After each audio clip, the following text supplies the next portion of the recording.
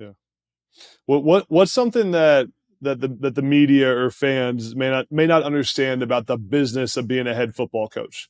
Like the actual business behind it, contracts, negotiations, all the sports business part of it. That because it is a big business, right? Like it's a big deal when you're a head football coach.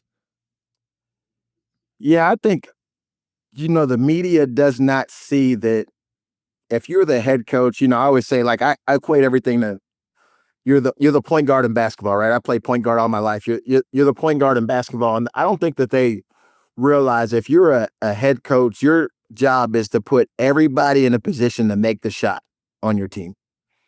Like, Mhm. and they think like, okay, head coach, it's all about him. Da, da, da, this guy gets everything. But really, my whole Yeah. day is is trying to figure out how do I get everybody in position to live their dreams, right? So I've had guys already get poached from my staff. We haven't even, but it's because of the way that we're recruiting. We're number one in recruiting already. We're top this, we're top that. And they're trying to figure out like how are they doing things over there like that, right? And it's teaching all of my guys, like I always say, it's like using your gift, right? You got to use your gift. And so my gift, I'm sharing my gift to these guys every day, and they're putting themselves in a position to be successful for their families and what they need to accomplish. But I don't think a lot of people really get that when they pressure a head coach or they say crazy things about a head coach. Just in general, they don't understand that head coach is really sacrificing and serving the team, like, and everybody on the team. You know what I'm saying? Like Yeah. that's more of the, and even as a, we get like when you're first into college football, you're like, damn, that dude gets everything. But you don't think about like all his day-to-day tasks and everything that he has to accomplish as Yeah. a coach, right? And how he has to set everybody up and make sure it's an environment where everybody can grow. I always say in our environment, you'll feel safe, you'll feel loved, and you'll feel like you matter. Like those are Yeah. things that, people don't really get a chance to see from a head coach. They just see the guy standing on the sideline ripping people's ass on or Saturdays or Sundays, and they think, God, that guy's, Yeah. like they don't see that the guy just, made sure this guy moved here. He made sure this guy had the right diet. He made sure this guy was training this way. He made sure this guy got to the Yeah. chiropractor. Like all the different things that you have to make sure get done every day. Yeah. What's the NIL support like at Sacramento State? Beautiful, beautiful. I mean, You beautiful. you got the money? Yeah. I mean, we're not Texas. I always say, at Texas we have more money than God, but we're definitely doing okay. We're doing well in the standpoint that when our players show and prove that they'll be compensated for their abilities and their work ethic and the things that they bring to this university. How much does your family mean to you in this journey? I think one of the best parts of becoming a head coach, you mentioned your family already, is you get to bring them along on the journey with you. What's that been like? Man, it's been awesome. Like for the standpoint, like my son's a pitcher, right, in baseball. He loves Yeah. baseball. That's his deal, and just the unique experiences and opportunities a kid gets to get. Like I didn't have a dad growing up, like he wasn't around. So like for me, everything I get to do with my kids is like a big deal because I'm like, man, do y'all know like how cool this is? Yeah. So my son got to throw out the first pitch at the A's game.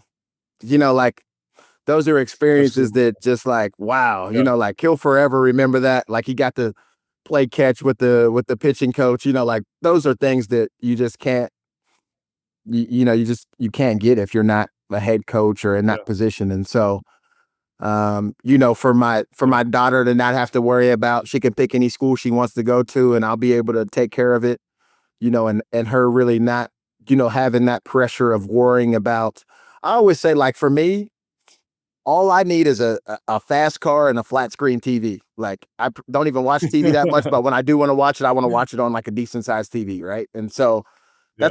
that's really all I need if it was for me. I just because I need football. Like that's what I love to Yeah. do, right? But for my family to have, their to have financial freedom and be taken care of and not have to, Yeah. grow up the way that I did. That's what it's for me.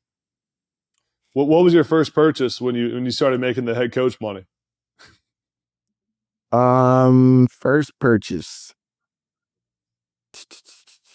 New car, something? Nothing? Oh, got a car. but that's because we left the other car in Vegas, and my daughter took my fast car. So I gave my daughter my fast car, and I had to get another car. So we got a couple cars, just got a place to live. Nothing crazy. What do you want your players to say about Coach Marion 10 years from now? I want them to say that he truly put us in a position to win, and he gave us everything that he had. I love it. I love it. Who's the coach that you feel like has had made the biggest impact on your life?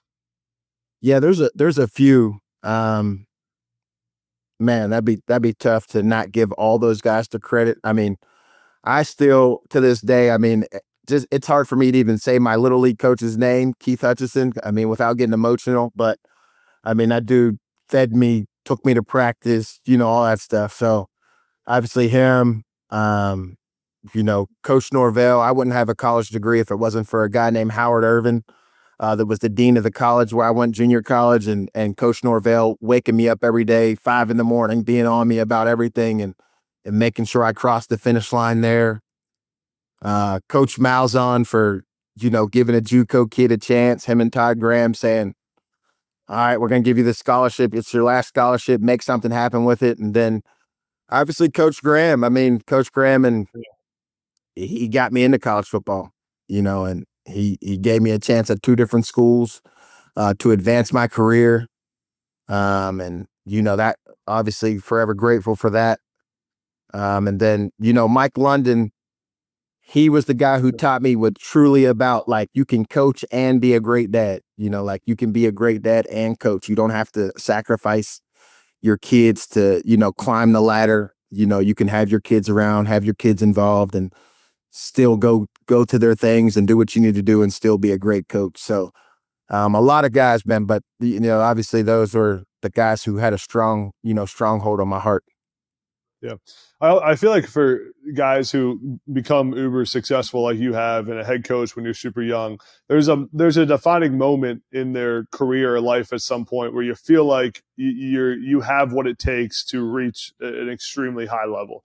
What is there a moment you can point to in your career where you said to yourself, man, I am ready to be a head football coach and I know I'm going to be a damn good one when I get that opportunity? Yeah, I mean, for me, it was really, one was getting the respect from Coach Whip.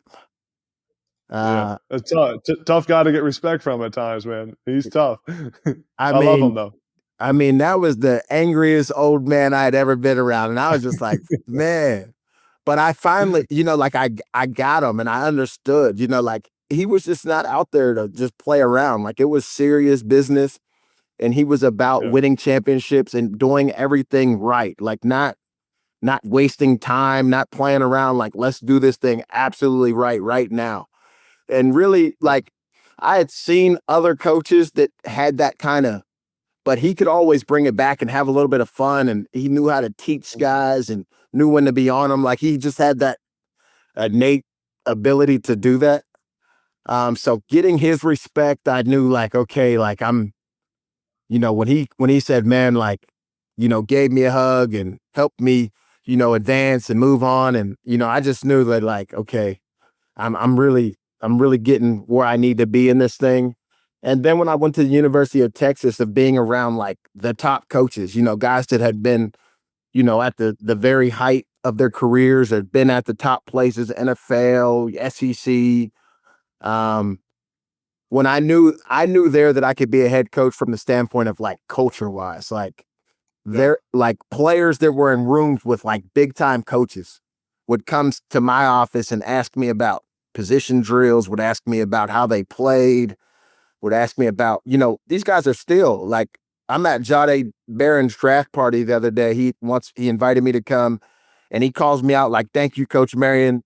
Right? Like, he was a DB. Like, I didn't coach the DB. I coached the receivers there. But he would come after practice and, like, work with me, like defensive end, like different players would, and to still have relationships with those guys. That's when I knew, like, man, I could be a head coach at a big school. Like, I always thought I could be a head coach, like, at a, what I'm saying? But I didn't know, like, okay, the extent of it. When you're there, when you're with 4 and 5 star players, how it is when you're in like the big time. you're with like real guys, right? Yeah. These guys that just came off national championships, these coaches that I'm around, and I have that type of rapport with the players and respect from them. I knew that I was like, okay, this is I'm ready. I'm ready to roll. And then, being with Barry Odom at UNLV for 2 years, him just absolute trusting me with the offense and not worrying about anything that happened on offense. Just Yeah. solely like that's your deal and you got it, and not ever worrying or stressing or what are you going to do here or what are you going to do there, and like just letting me have that, and that's how I'm like, okay, it's about that time for me to go run my own deal, because I had a guy tell me this and I'll never forget it. He said, some people are meant to take directions and some people are meant to give directions. Sample, Yeah. he's a young coach at Oregon, young Sam, but that's what he told me. And I never forget that. I mean, I think about that every day, and I'll have the ability to move people in the right direction and create a system for people to grow. Yeah. Man, I love what you said about Coach Whipple because that's so true. I played for Coach Whip at UMass. He ever get on you at all at practice? I've heard him get on some assistant coaches now. Oh, absolutely. I mean, Marion, what are you doing with your guys in the meeting? Yeah, voice gets all high. He's the best, man. Yeah, I love yeah, Coach Whip. I love Coach Whip. absolutely. What does success look like at Sacramento State? How are you defining success right now? We got to win. I mean, Yeah, all this NIL, all this, I mean, all these recruits, all this, stuff. I mean, at the end of the day, it's about the product that we put out on the field, right? And it's about going to win. I mean, anything else is fluff, like that. It's really about going out there, putting a quality product out on the field and winning at a high level, and getting this place to where we want it to go. Obviously we want to lift this place up. We're waiting for the FBS announcement here shortly, yeah, and trying to get into a major conference. And so for us, it's about creating that momentum and steam and getting this train rolling downhill. And that comes with winning. I mean, nothing else is going to get that done. You can't buy that. You have to go win. yeah. What when it comes to, I know we talked about NIL a little bit. When it comes to how you're balancing what players are worth what, that's a big part of your job now. You got to decide, if I have a budget of $5 million, just throwing numbers out there, I got to decide, how much am I paying my quarterback? How much am I paying my lineman? How are you kind of deciding that right now from a roster management standpoint? Yeah, I think you have to acquire great talent, right? As far as, sometimes you have to extend yourself a little bit more to go get talent that's not supposed to maybe be at your level. uh, Yeah, and then you have to reward the guys that have shown and proven results and are culture glue guys. I think it's always important to have those guys that are really your team, who make up like what your team is about. Like if you say, okay, we want to play hard as hell, we want to do A, B, and C, and those guys do that every single day, and they are freaking walking billboards for your team, then you need to reward those guys as well. And so that's kind of where we're at. I mean, we acquired some really, really great talent. I mean, we got a guy coming here that runs a 10 flat who's in the national track yeah, championship. Like we got some really, really great talents that have yet to really prove themselves. We have some talents that have came here that have proven themselves already. And so they yeah, earned money already by showing that, quality game reps. Coach, this is where I at. This is what I could do. I've already shown and proven that.